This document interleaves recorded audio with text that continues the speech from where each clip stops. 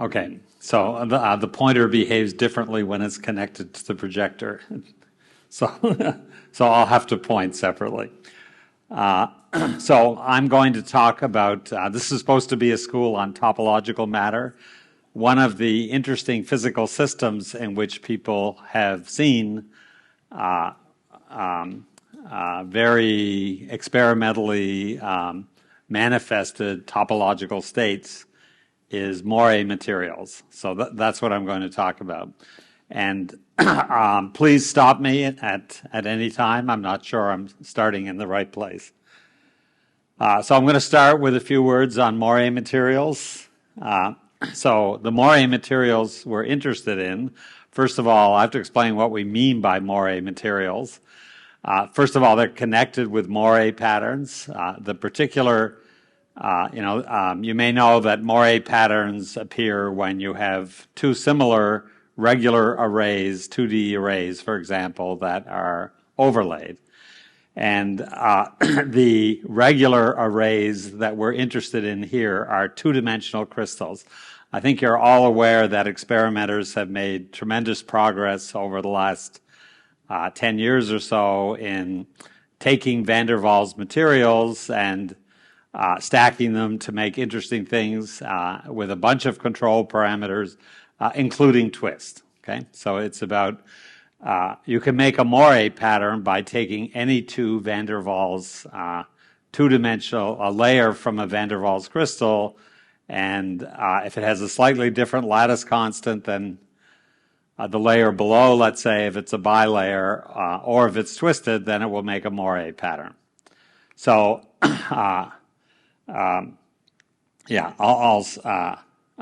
these are out of order, I just realized.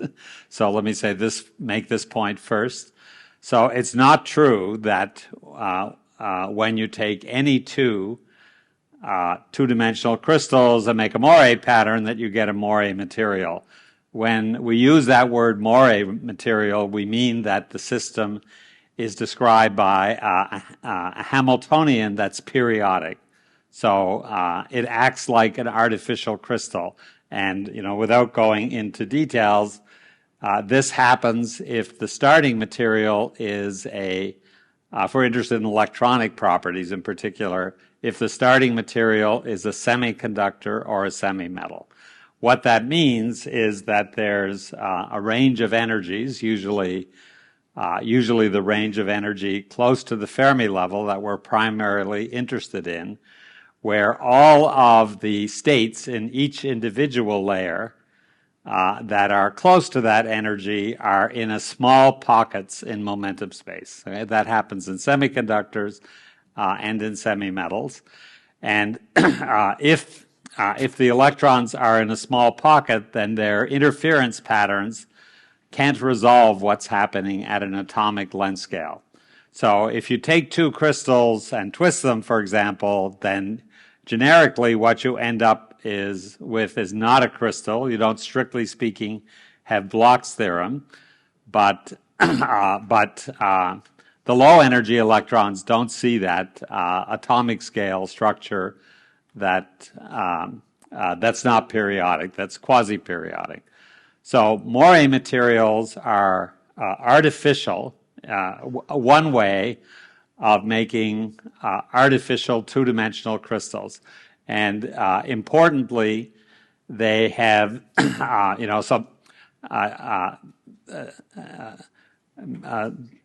are, what are the criteria for making a artificial crystal?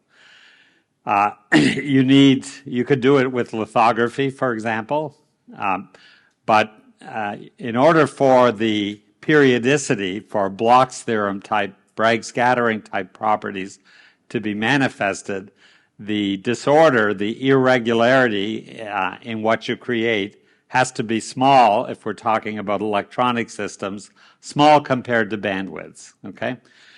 And so if you try to make a regular periodic system in a semiconductor with lithography, you can't make it at this length scale you can't make a system that's periodic enough that it has an energy scale that's bigger than the disorder that you can't control. So at the present time, this is the only practical way to sort of make an artificial crystal with a lattice constant that's big and big enough, okay? And what do I mean by big enough? Big enough basically means, as this slide is suggesting, that the area of the unit cell of the crystal is large enough that with electrical gates, which can transfer charge into and out of a 2D system, and the practical limit of that, how much charge you can transfer, is 10 to the 13 or maybe 10 to the 14 per square centimeter, and this period is long enough that the periods of these Moiré systems, which are typically in the neighborhood of 10 nanometers, are long enough that that you can change the number of electrons per atom by bigger than 1. Okay, so you're effectively you can just use electrical gates to move through the periodic table of these systems, and to see for these particular specific systems all of the richness, and we know this experimentally by now, that you do indeed see all of the rich behavior that you typically see in real materials as you move through the periodic table. Okay, so that's Moiré materials, and as this suggests, I'm only going to talk about, okay. I'm only going to talk about graphene, which is a two-dimensional semi-metal, and transition metal dichalcogenides, for example, tungsten diselenide is one example, which is a two-dimensional semiconductor. So these are the only ones I'm going to talk about. These are actually the two types of materials where people have so far been most successful in making Moiré materials. Any questions? Okay, stop me anytime. Okay, so topology.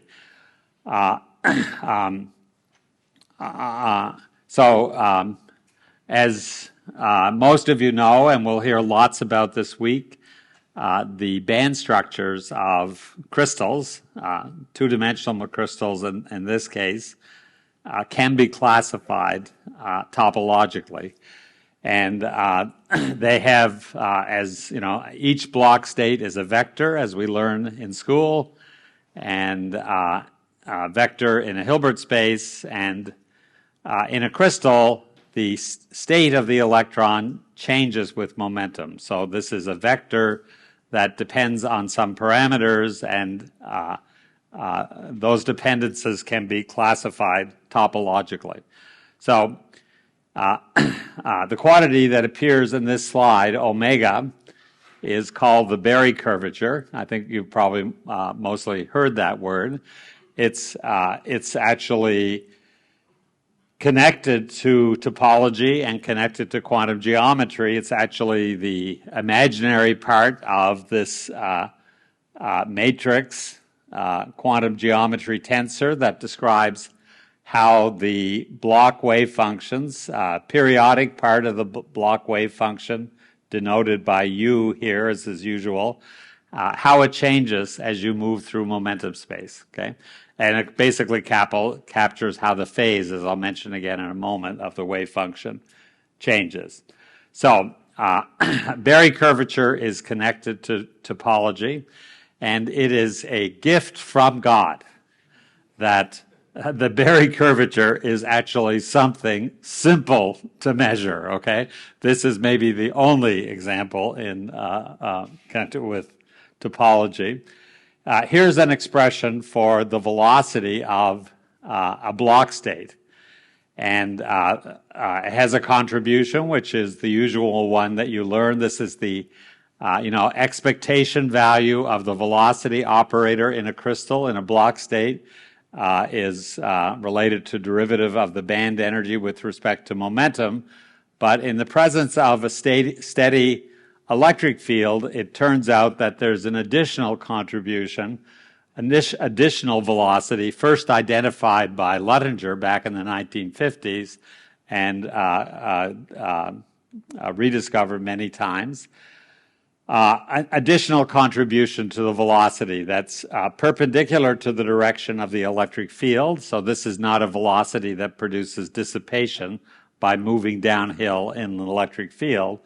And if you look at this expression for this quantum geometry quantity, you can see that it has to do with how the wave function's changing with y and how it's changing with x.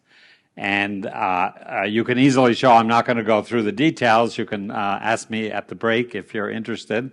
You can easily imagine that it turns out that this thing is actually how the velocity in the x direction that's created by mixing the band you're interested in with all of the other bands when you add an electric field. So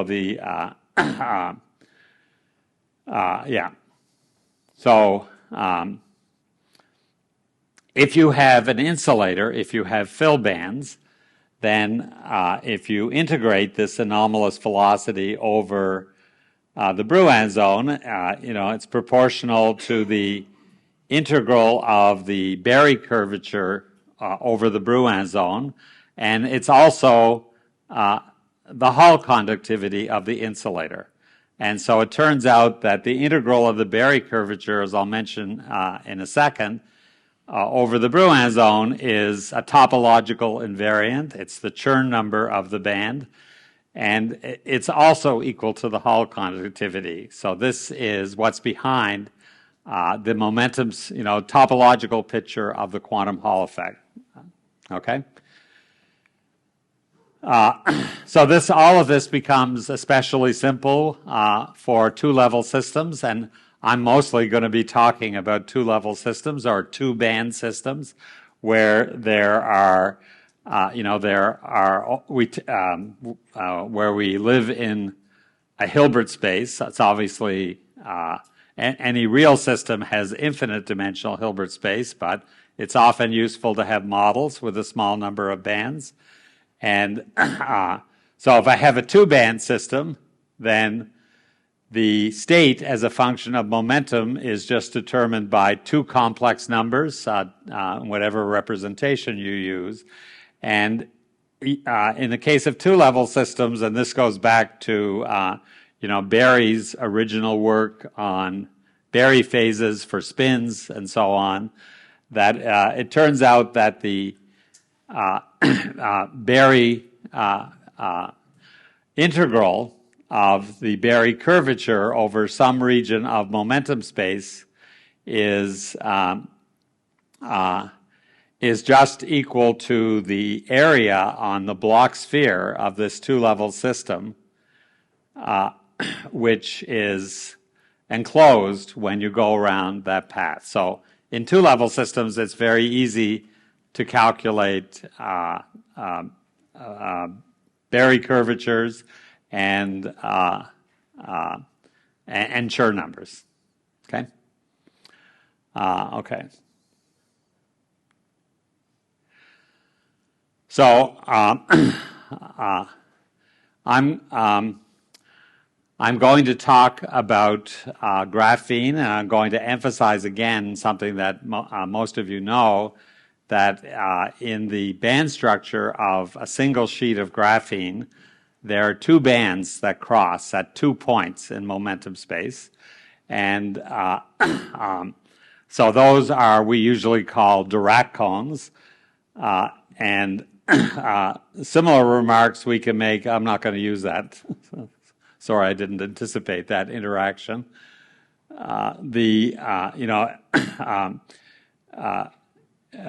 More generally, if I have a region of energy when I'm only interested in two bands, I can expand the Hamiltonian around the point of closest approach, and I can describe the Hamiltonian of this two-level system in terms of three parameters. And so if I think of this two-level system as a spin, then in this case, k equals 0 is defined as the momentum at which the bands cross. So at that point, if the mass is equal to 0, the separation in energy of the two bands is 0. So maybe I should first say, oh, it's annoying. So I should first say that, if I think about that as a particle in a magnetic field, then the energies of this two-level system are plus or minus the total magnitude of the magnetic field. And the effective magnetic field here has an x component that is the coefficient of sigma x, a y component that's the component of sigma y, and a z component that is the coefficient of sigma z, m there, called the mass of the Dirac system. So the energy of this system is, plus or minus square root of m squared plus something that grows quadratically with momentum. And so m is the minimum separation between these two bands, and the two velocities, Vx and Vy, describe how the two bands move away from each other close to the point where they cross. So in the case of a graphene sheet, the mass is 0, and Vx is equal to Vy. And this Hamiltonian describes, this Dirac Hamiltonian describes the band dispersion at momenta close to the crossing point in momentum space, I'll emphasize just a moment ago. And if I think of this as an effective magnetic field with these x, y, and z components I was talking about, then the direction of the vector on the Bloch sphere that describes the eigenstates is just the direction of that vector. Okay, and so if I want to calculate the Berry curvature, for example, it's just related to how the azimuthal, how the polar angle of this vector changes with the magnitude of k, and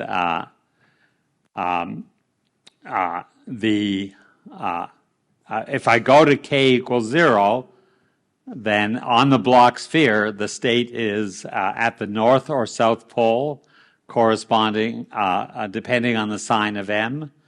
But as I go up out in momentum space, then the direction on the Bloch sphere moves towards the equator, and it will enclose the equator if I go around circles in momentum space. So the in this way, you can see that whenever you have a Dirac point, if you integrate the Berry curvature, which is I was saying at the beginning, connected to Hall conductivity, if you integrate the Berry curvature over a region in momentum space around the around the band crossing or narrowly avoided band crossing, then you get you cover, as you can imagine, you go from a north pole to the equator, and you're going around the Bloch sphere, so you cover exactly half of the Bloch sphere, and so it turns out that the integral over the region around one of these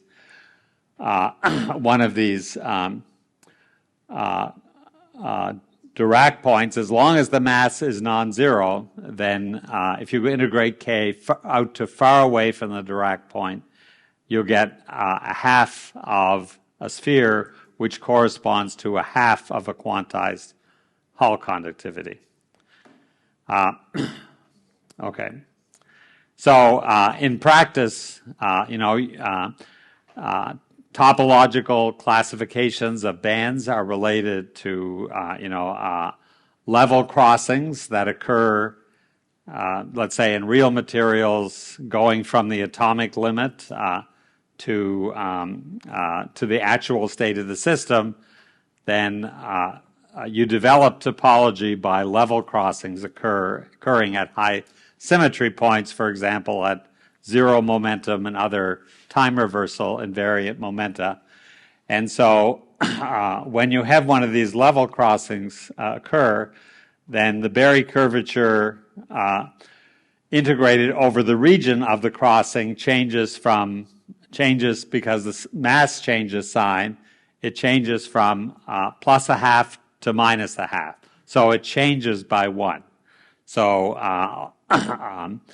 all of the, if I'm, at least if I'm talking about topological classifications of states by Chern numbers, all of those occur basically 1 for every level crossing that occurs on the evolution from the atomic state. Okay, so let me now. I'm going to start talking about topological properties of graphene Moiré materials. I'm going to get there eventually, and there's no clock in this room. There's sun outside, but I'm not. I'm far from finely tuned with nature, but. So I'm going to start by making a few simple remarks about the electronic properties of single sheets of graphene and multi-layers of graphene. Turns out that these remarks apply, nearly the same way to Moiré materials, and I'll say what's different in the Moiré material case. Okay, so here's again, this is another picture of the band structure of graphene. These are the band crossings I was talking about. They occur at these Brouin zone corner momenta. In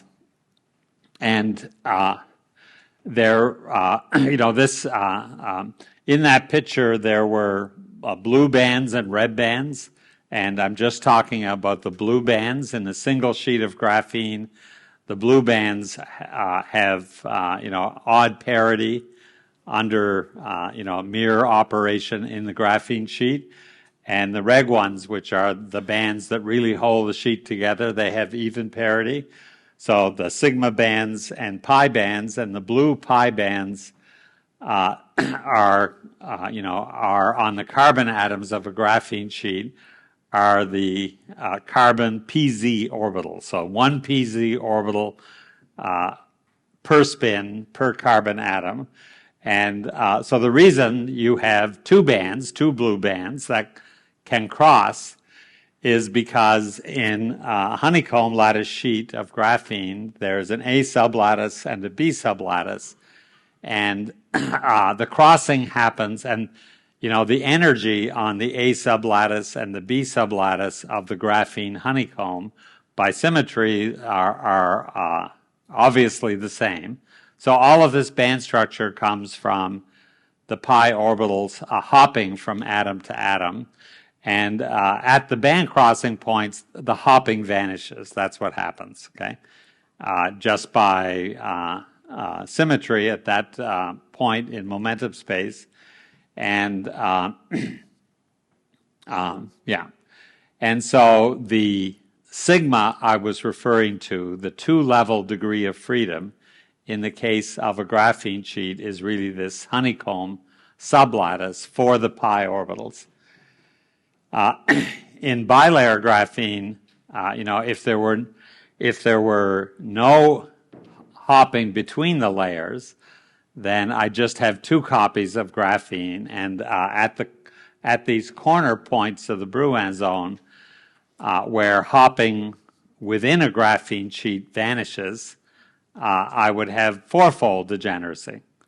But in fact, the electrons, the pi orbitals, can hop from graphene sheet to graphene sheet.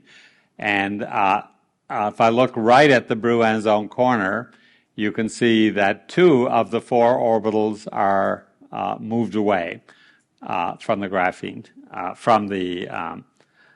from degeneracy, which is taken as 0 energy there.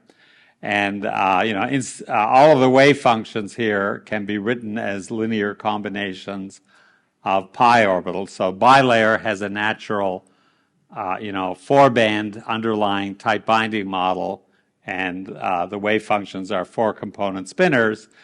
And so here's a cartoon version of what's behind this property.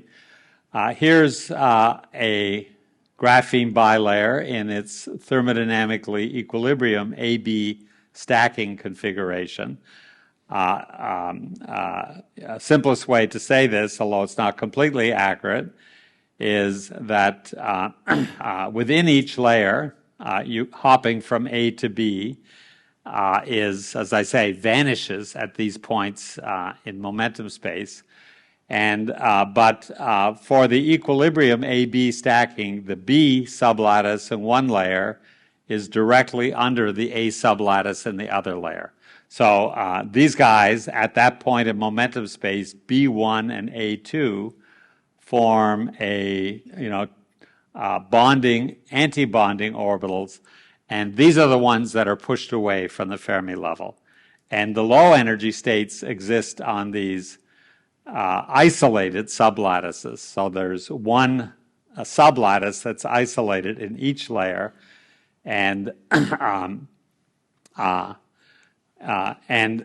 I'm only interested in the lowest energy states, I'm interested in the process of hopping between here, A1 and B2, and that's actually a second order process where I hop into the high energy states and then I hop again to get back into a low energy state in the other layer.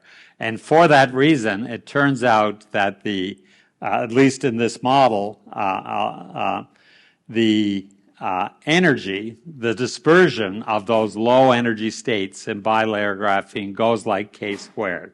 Okay, and you can generalize this in this picture to any number of layers. I think we're going to hear later in the week from André Bernevig about pentalayer rhombohedral graphene. And here's 4-layer rhombohedral graphene here. So there the stacking is such that in each layer, in all of the interior layers, there's a bonding, anti-bonding pair, and the only isolated states are in the outside layers. And the dispersion goes like k to whatever the number of layers is, okay? So goes like k to the 4th and 4-layer, k to the 5th and 5-layer, and so on. Actually, the real world is more complicated than this because, as usually described, in terms of the tight binding models, there are non-zero longer range hoppings that become important at very small momentum. It's sad, actually, that they're there, but they are there, and that complicates things a little bit. But this is roughly, the electronic structure of these systems and why they can have extremely flat bands. And as Andre will tell you, when you apply an electric field across these systems, the bands become even flatter and even extremely flat, even when you include those longer range hopping terms. Okay.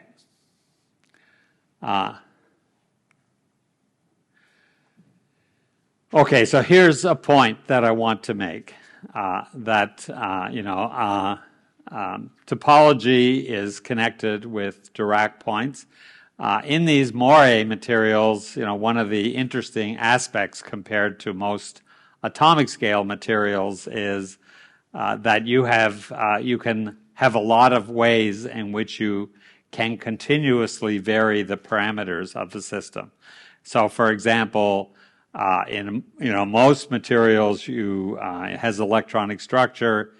It's actually not close to this boundary between one sign of Hall conductivity for a particular region in momentum space that's relevant, and the other. It's either topological or it's not topological, and either has one sign of mass or the other sign of mass. And but in the topological material, or in in the Moiré materials, there's much greater possibility of tuning things through crossing points, and I'll give you a specific example in a minute. But think here about these simplified model of rhombohedral graphene stacked in such a way that there are only isolated carbon sites in the outside layers. The dispersion, as I said, goes like k to the power j, where j is the number of layers in those models. And so j equals 1 for a single layer, j equals 2 for a bilayer, and so on. And I want to make a point about the effect of interactions when the masses are small. And I'm going to discuss it in Hartree-Fock language. And here I've written the Hamiltonian, the sublattice. I've written here the Hamiltonian in terms of creation and annihilation operators. And so this quantity that I've called B is the k-dependent Hamiltonian. And you can think of it as a spin. It behaves, quantum mechanically just like a regular spin. And the point I'm going to make here is connected to the physics that gives ferromagnetism in the case of metals. It's just exchange interactions. Electrons have lower energy, lower interaction energy when their spins are parallel. They also have lower interaction energy when these sublattice pseudospins are parallel. And if you calculate the mean field Hartree-Fock exchange energy, then if I look here, here I've written the Hartree-Fock self-energy operator as an effective magnetic field. So the interactions contribute, just like they do in a regular ferromagnetic metal, to the spin dependence of the Hamiltonian. And so what happens if you, some of you would know this, but you can easily show that, I calculate the exchange interaction to the X, Y, or Z effective magnetic fields. This part is the interaction contribution. Alpha here is some coupling constant I'll refer back to again in a minute. F difference here is just the difference between the occupation of the valence band and the conduction band. So if we have a neutral system, the valence band is completely filled and the conduction band is completely empty. So this F difference is 1/2. And what this says is that, the exchange energy at wave vector k depends on the orientations of all of the other occupied states. So this is integrating over all the occupied states and interactions in momentum space.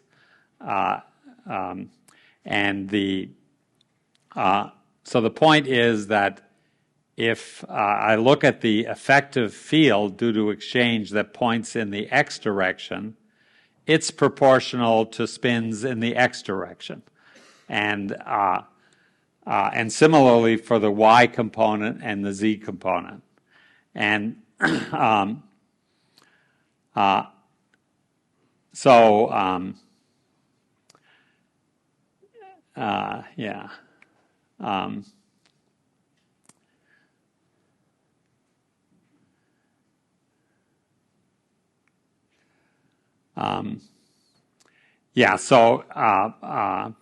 before I show you this, let me just say that, if I have a Dirac point, then the pseudospin direction, if the mass is 0, for example, is always in the xy plane, right? Because the mass was the component of the Hamiltonian that gave a splitting of the two levels and gave an effective magnetic field from a single particle Hamiltonian in the z direction. So every spin is in the xy plane. And when I get close to 0 momentum, then the spin direction is following the momentum direction. And when the momentum direction goes around in a circle, the spin direction goes around in a circle.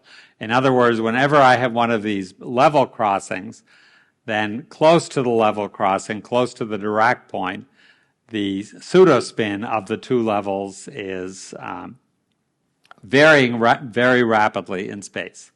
And so the spins are not parallel to each other. And that costs energy. So we can look at, there's a way to, just like in a vortex, in a superconducting order parameter, the kinetic energy of a vortex goes to infinity, or a magnetic vortex is similar. Whenever I have a vortex, then a vortex always has a vortex core, because nature doesn't like the singular, infinitely fast change of momentum or momentum direction with wave vector that occurs right at the crossing point. And so in this two-level system, the way to make a core in this momentum space vortex is near the crossing point, near the Dirac point, you turn the spins out of the xy direction so they can stay more parallel. And we can ask the question, will a mass be, that basically turning the pseudospin out of the plane is making a mass from interactions. And here's one way to ask whether, whether the system actually will spontaneously make a mass, okay, for this Dirac point in momentum space. You can ask, look for a self-consistent solution in which momenta that are small turn out of the xy plane and go into the z direction. And when you do this self-consistent calculation, the z direction of the, or at least in linear response, the z direction of the spin is proportional to the z direction of the pseudospin field it generates, divided by the xy. Perpendicular here means a magnitude of the xy component of the field. If the terms in the Hamiltonian that place the pseudospin in the xy plane are strong, it's hard to tilt it out of that plane. And so this you can do this calculation in any event, and this is the phase diagram that results. This is the electron interaction strength in some units. in the case of single-layer graphene, this coupling constant is what people often refer to as the fine structure constant of graphene. It's just E squared over the Dirac velocity, h bar times Dirac velocity, and it has a value, around 1 in graphene. And this curve for J equal 1 says that this is really a calculation. J equal 1 is single-layer graphene, as I was saying. And this says that beyond this minimum interaction coupling strength, the system spontaneously polarizes. That's what F is in some units, and becomes more and more polarized over more momentum space as the interactions get stronger. In bilayer graphene, in this ideal band structure model, it turns out that you can easily show that the susceptibility, even without interactions, to layer polarization diverges, and the interaction strength you need to get a core in, to generate this core in momentum space to spontaneously generate a mass at what would be the Dirac crossing point occurs even for survives to the limit of 0 interaction strength. Okay, this is just saying the same thing. Let me just go on. So how am I doing on time? I have, how many? 10. I have only 10 minutes. I am 10% through. So, but that's okay. Any questions? Okay, so there's a coffee break afterwards. You can ask questions in the coffee break, but questions are welcome now too, or discussion. Go ahead. The calculations, like the mean field, are yeah. Half-filling? Are what? Half-filling? Neutrality, right? Yeah, exactly. Yeah, so that means enough electrons to fill the valence band. Of course, in these Dirac models, you have an infinite negative energy C. Like short range interaction. So I'm asking because sometimes, yeah. So it's short range interactions, right? So what happens? Yeah, it actually, those calculations are done with Coulomb interactions.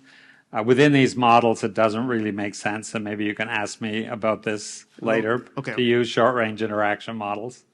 But so these are short range. No, these are long range. These are Coulomb. They're not screened. Like what I'm saying is that at the neutrality point, there's no density of states, so wouldn't make sense to use long range, unscreened Coulomb. It is. Yeah, the calculations are done for on-screen. That was Coulomb, that was my question. Yeah. Nevertheless, whoops, I was going to say, something disappeared that I thought was there. Okay. So this is mean field theory, and it's for on-screened Coulomb interactions. Of course, there are quantum fluctuations beyond mean field theory, and this calculation would actually say that graphene should always be an insulator, and it's not, okay? So we know that quantitative things we mostly know experimentally, and so I forget exactly where it is, but in bilayer graphene, encapsulated in HBN as it usually is, I think there's lots of evidence that, in fact, a spontaneous mass doesn't develop in bilayer graphene. Probably connected to these longer range hopping things that I was mentioning. But in suspended graphene, which has less dielectric around it and therefore has stronger, still long range Coulomb interactions, there's lots of evidence.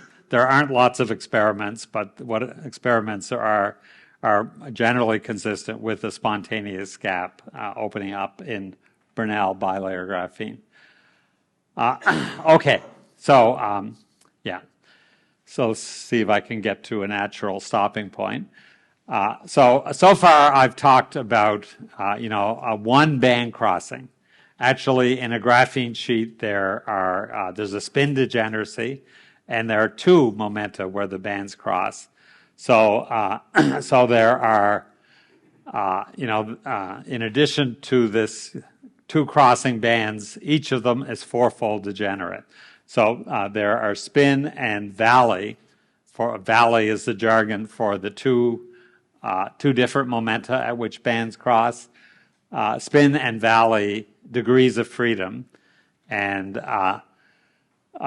so I could have this, I could have spontaneous masses developing in any spin or valley, and they could have either sign, okay? And indeed, there are a bunch of states of this type, and that people, thought about a while ago. And I think we know a little bit more about this experimentally now, or even back then. Some of these states, it turns out that if you, in bilayer graphene, as I indicated, the two-level system is really these two isolated sublattices in the two different layers. So it's a layer degree of freedom. And spontaneous mass is spontaneous layer polarization. And each of the four spins and valleys can have spontaneous layers polarization. And if you have a state where the sense of layer polarization is opposite, it turns out, or is opposite in opposite valleys, then you have a spontaneous Hall effect. That means that these half-quantized Hall effects I was talking about add up to integer value. And I think we know that that's not the ground state of bilayer graphene, but if you add these states are stabilized by extremely weak magnetic fields, and experiments that I thought were here show that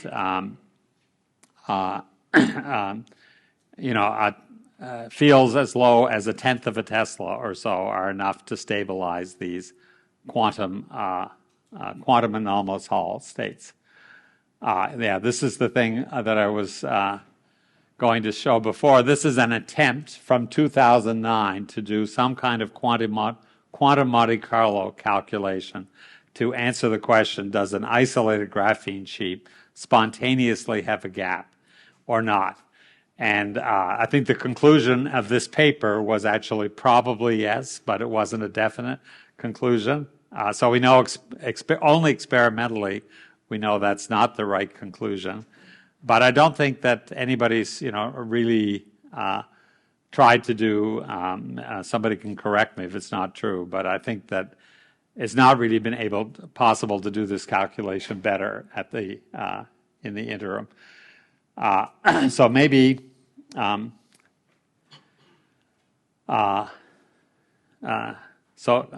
I stop? 5 minutes, okay. Okay, so I promised that I would say some things about just overlaid graphene sheets. And we're going to hear in, are you next, Lenny? Or? Yeah, but I will talk about physical layer tomorrow. Okay, so we'll hear more details from Lenny later about, interactions in these systems. But these are in the Moiré systems. It's turns out that in these systems, what happens in the Moiré pattern is basically the tunneling from layer to layer. I showed you what it's like for Bernal stacking. As you vary the stacking, you can easily calculate how the tunneling checks varies. And the interesting thing is that at certain twist angles, that gives you extremely flat bands, so-called magic angles. And as you can see here, this is actually energy versus momentum, and it's in a Brouin zone, which I'll emphasize in just a second. Just as in bilayer graphene, there are two low-energy states at each momentum, 2 times 4 for spin and valley. So 8 low-energy states is really very, very similar. And the bands are flat. Yeah, and as you approach the magic angles, the velocities of the size of the hopping terms, which in the pseudospin language are in-plane terms, the terms that keep the pseudospins in the layer and work against the mass, get smaller as the bands get flatter. And at least in mean field calculations, this is an example from my student a number of years ago, Ming Shi, that as you approach the magic angle, this is interaction strength, the other axis, which you can imagine tuning in different ways. Then as you approach the magic angle, it gets easier and easier to get into these. These are finite mass states in the blue region. And so you can get gaps at neutrality in twisted bilayer graphene in much the same way. And I'm going to end with this slide. And this makes, this points out the most important qualitative difference between, multi-layer graphene and the Moiré materials. So this is showing schematically the two Dirac cones at two different momenta. This is actually, this cartoon was made for another case where we have two Dirac cones, which is a thin film of a topological magnet, thin film of a topological insulator. And it has, as you know, 2D Dirac cones at the top surface and the bottom surface.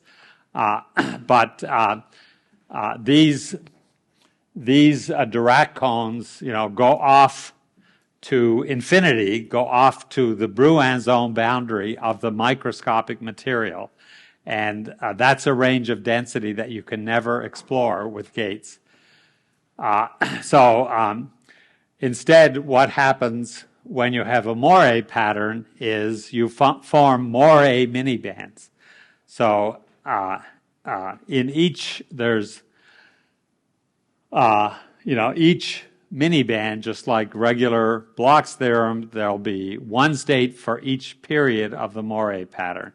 And so you have bands that, you may have band touching points, but you have a finite width band separated from a gap, by a gap from a gap created by the periodicity of the Hamiltonian from other regions of momentum space.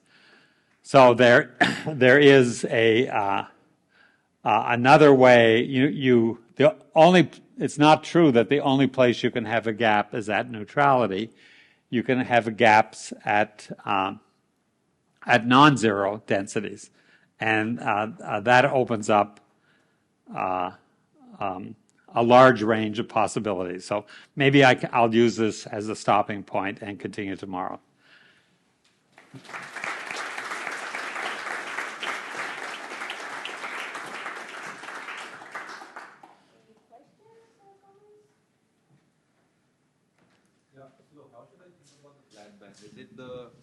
Thank you.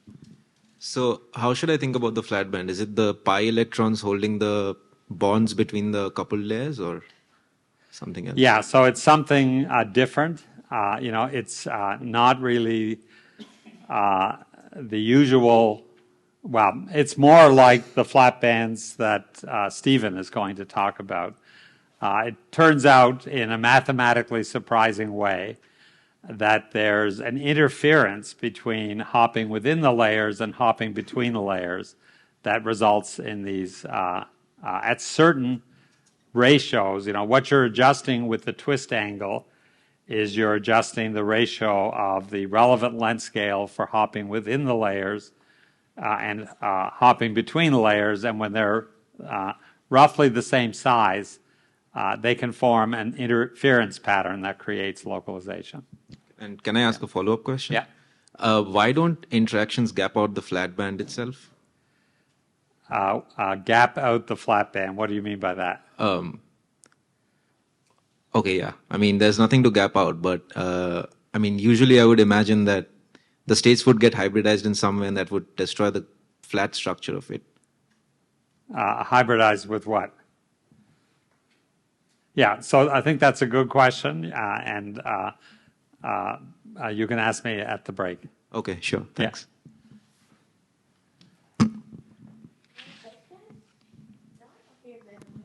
There's one more here. Hello. You mentioned that it's easy to measure Berry phase, but how people measure it usually? It's not easy to measure Berry phase, but it's easy to measure the Hall conductivity. So the integral over a full band of Berry curvature is the Hall conductivity in an insulator, and that you can measure very directly. And as you may know, the quantization of this integral, which is a topological property from a mathematical point of view, has been measured even in these no magnetic field quantum Hall systems to an accuracy of 6 digits or so. Yeah. All right, more questions? Let's thank Allan again.